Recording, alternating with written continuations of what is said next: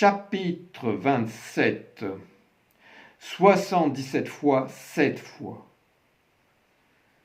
Si ton frère faute, va le trouver et reprends-le seul à seul. S'il t'écoute, tu auras gagné ton frère. S'il n'entend pas, prends encore un ou deux avec toi, pour que sur la bouche de 2 ou 3 témoins, ta parole s'appuie. S'il refuse de les entendre, parle-en à la communauté. Et s'il refuse d'entendre même la communauté, qu'il soit pour toi semblable à l'idolâtre et au publicain. Ainsi, le royaume des cieux est semblable à un roi qui veut régler ses comptes avec ses serviteurs. Quand il commence à les régler, on fait venir l'un d'eux qui lui doit 1000 talents et qui ne peut lui rendre 7 argents. Alors, son seigneur ordonne de le vendre, lui, sa femme et ses enfants et tout ce qu'il possède, pour qu'il soit quitte de sa dette. Mais ce serviteur vient se prosterner à ses pieds, face contre terre, en le suppliant. Faites montre de patience envers moi, et je vous rendrai tout.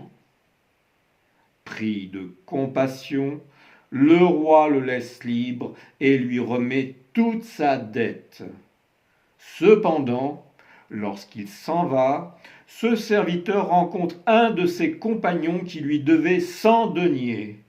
Et il lui dit en le saisissant à la gorge jusqu'à l'étouffer, « Rends-moi ce que tu me dois !» Cependant, son compagnon se prosterne à ses pieds et le supplie, « Sois patient envers moi et je te le rendrai. » Mais le serviteur refuse d'attendre et va le faire jeter en prison jusqu'au remboursement de toute sa dette. Apprenant ce qui est advenu, ses autres compagnons en sont extrêmement désolés et vont informer le roi de ce qui est arrivé.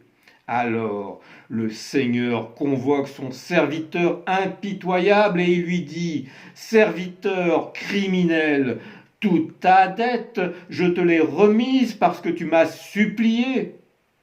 N'est-ce pas à toi aussi d'aider à vivre ton compagnon comme je l'ai fait pour toi ?» Et brûlant de colère, le Seigneur le livra au tortionnaire jusqu'à ce qu'il ait acquitté toute sa dette. C'est ainsi que mon Père des cieux agira envers vous si vous ne remettez pas les dettes de votre frère de tout votre cœur.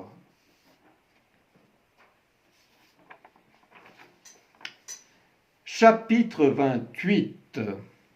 Si quelqu'un a soif.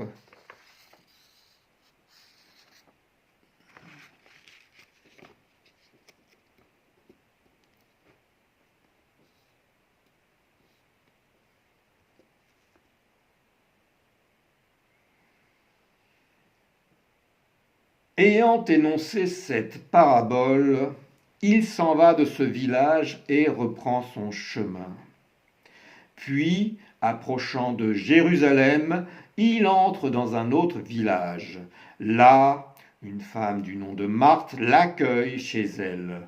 Or, Marthe a une sœur appelée Marie qui, assise aux pieds du Seigneur, écoute sa parole.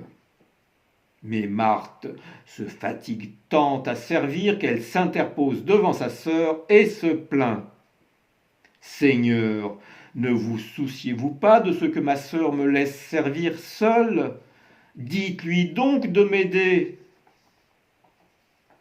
Martha, Martha, tu t'inquiètes et t'agites pour beaucoup de choses. Mais on a besoin de peu, ou d'une seule chose seulement. Myriam a choisi cette bonne part qui ne lui sera pas enlevée. Peu après, il quitte la demeure de Marthe, puis au début de la solennité, il parvient à Jérusalem où les Judéens le recherchent.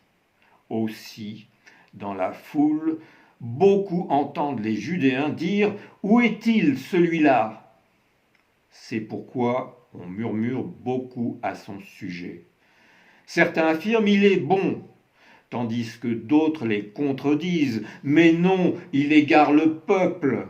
Cependant, personne ne parle librement de lui par crainte des Judéens.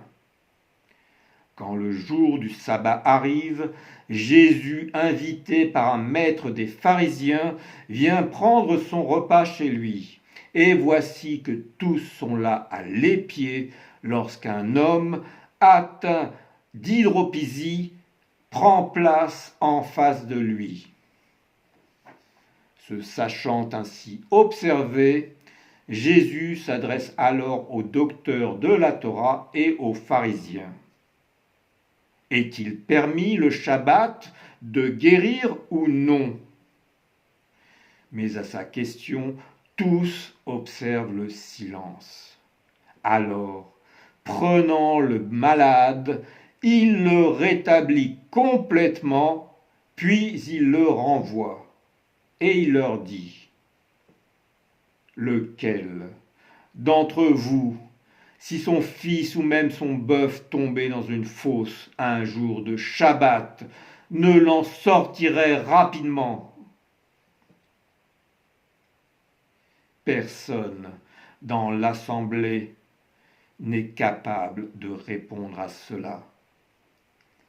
Mais ayant remarqué que les invités avaient choisi sans en avoir l'air les premières places, il leur dit « Quand tu es invité à une noce, ne t'installe pas à la première place de peur qu'un homme plus honorable que toi ait été invité par ton hôte, car celui-ci viendra te dire « Donne ce rang à celui-là » et alors tu iras dans la honte prendre ta place au dernier rang.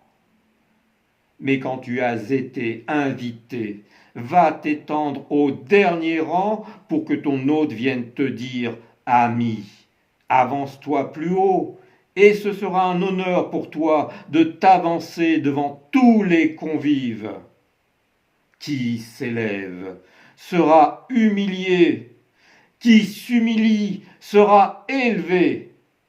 Et en direction de celui qui l'a invité, il ajoute, quand tu fais un déjeuner ou un dîner, n'invite pas tes amis, tes frères, tes proches, ni tes riches voisins, de peur qu'ils ne t'invitent en retour pour te rendre la politesse.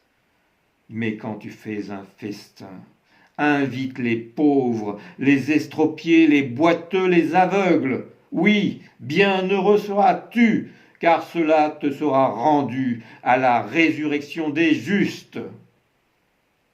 Ayant écouté ce propos, l'un des convives lui dit « Bienheureux qui mange son repas dans le royaume d'Élohim !»